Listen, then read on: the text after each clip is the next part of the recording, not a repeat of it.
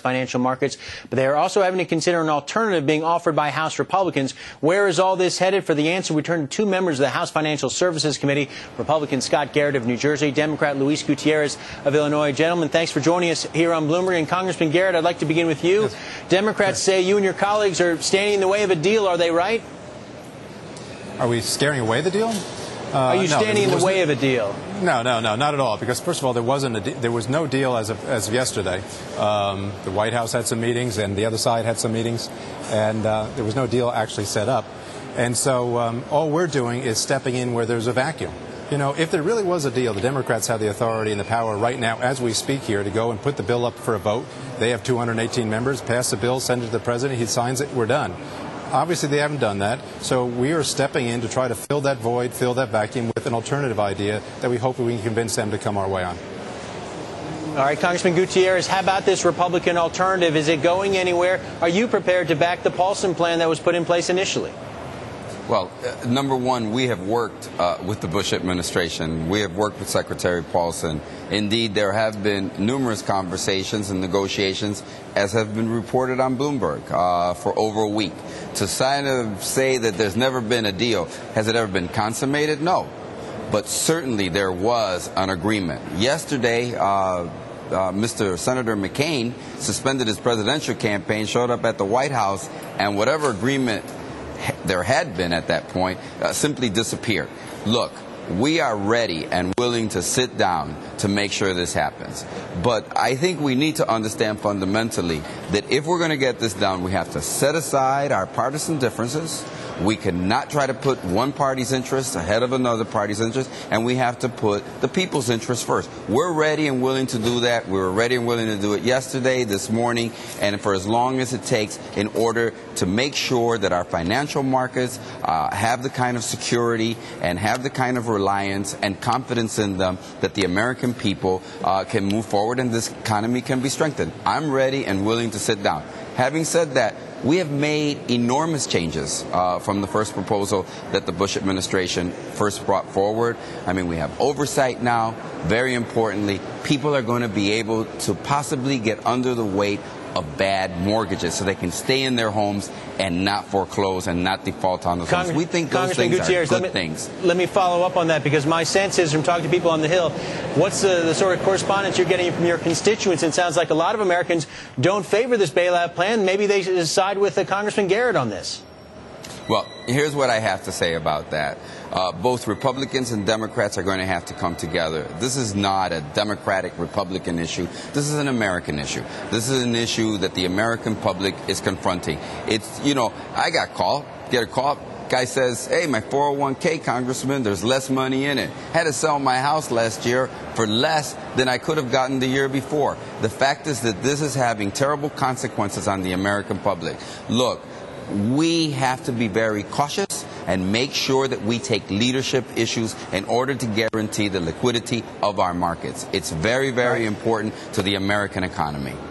Congressman Garrett, how about that? Do you agree with the notion put forward by Secretary Paulson, by Chairman Bernanke, that there will be dire consequences if there is not an agreement, and that the suggestion is being made again that House Republicans, in offering this alternative that isn't going to get the support of House Democrats, it doesn't sound like, that raises the possibility of gridlock here, and that could have catastrophic consequences for the U.S. economy. Do you buy that?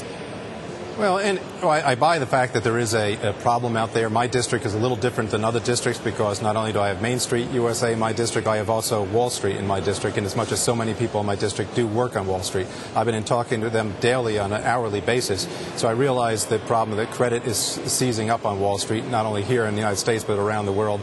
So for that reason, since I was first advised of this problem on Saturday in the President's proposal, we've been working basically nonstop to try to come to grips with it and to try to come up with a solution to it.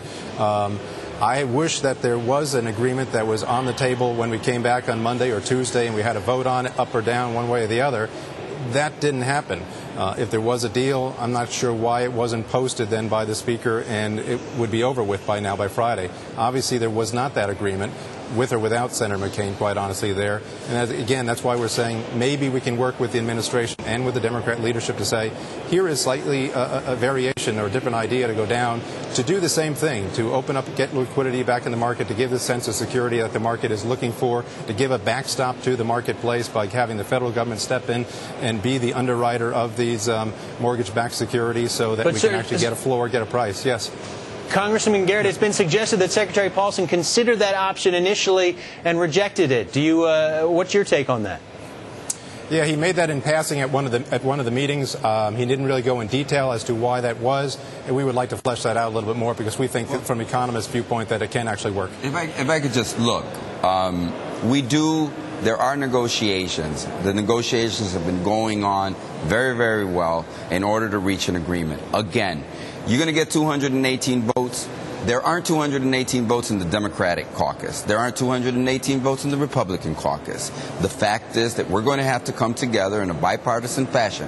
This is a Republican proposal submitted to the Congress of the United States by a Republican president, by his Secretary of the Treasury, and Mr. Bernanke. They've brought it before us. We're negotiating in good faith. We want to see it come to some kind of conclusion. We've put the kind of oversight that we think is important in order to protect the taxpayers. We've made sure that homeowners can get relief. We've made sure that Wall Street investment bankers cannot simply line their pockets with profits at the expense of the American taxpayers. We have done and made changes in this proposal that we think is headed in the right direction. At the last second, Garrett, to final word throw a curve at us is very, very, very dangerous. We can have a deal by Monday? I think there's still the opportunity. As soon as we get off of this segment right here, right behind me, we have meetings with our leadership to try to figure out how we can move the ball down the field somewhat. We've said all along, and my colleague will agree with me, that we're willing to stay here right through the weekend if that's what it takes. We'll stay here until the job gets done. I'm buying the coffee. All right. There you go. All right. Sounds good. We'll hold you to that, the coffee. Congressman Garrett, Congressman Gutierrez, thanks for joining us. We appreciate it. With that, Betty, I'll send it back to you in New York. Okay, Peter, thank you. Well, we are going to hear from an investor next who says if someone calls the plans a bailout, then they are a fool. Charles Lemonidis, the Chief Investment Officer of ValueWorks, has some pretty passionate thoughts on the Paulson plan, and he joins us next.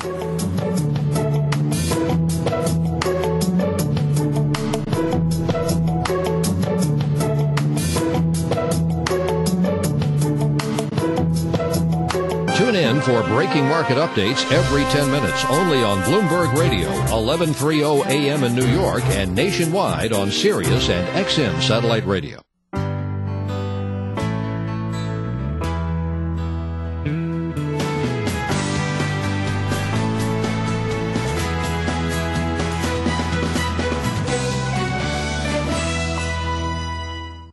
Imagine eliminating your monthly phone bill forever.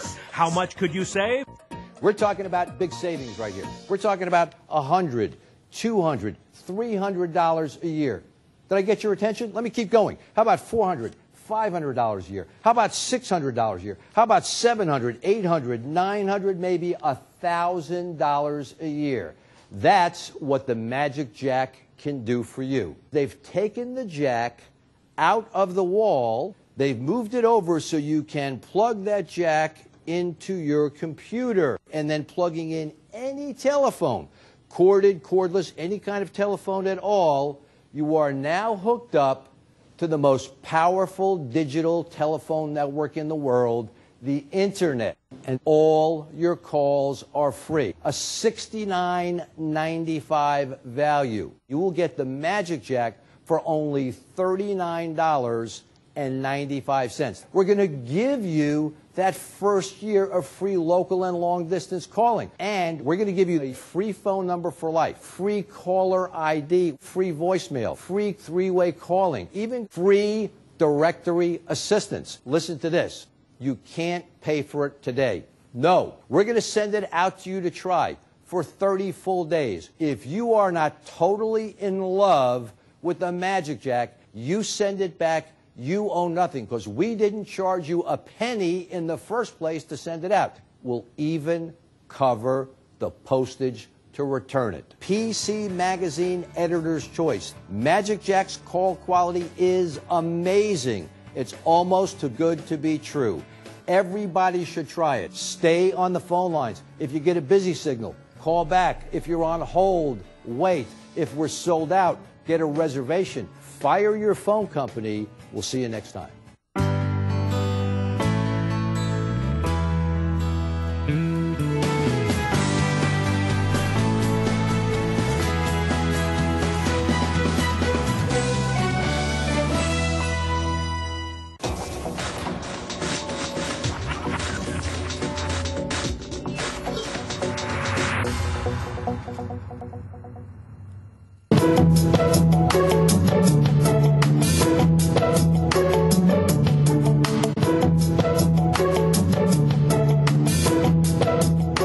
Soaking rains from New York City toward